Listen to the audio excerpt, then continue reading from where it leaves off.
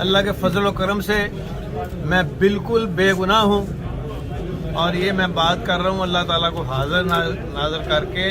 और मुझे अपनी अदलिया पर भरोसा है और जहाँ तक फ़ौज पाकिस्तान है, मैं शुरू से ही उनका हामी रहा हूँ।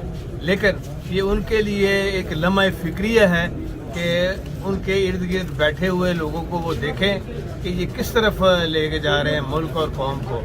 और मैं ये समझता हूँ और मेरा मैसेज है तमाम पीटीआई के लोगों को कि अल्लाह के फजल करम से आप सच पे हैं, हक पे हैं, पाकिस्तान के लिए खड़े हैं, तो आप स्ट्रांग रहें। आपने बिल्कुल पीछे नहीं हटना, तकड़े हो जाएं बस इंशाअल्लाह ताला।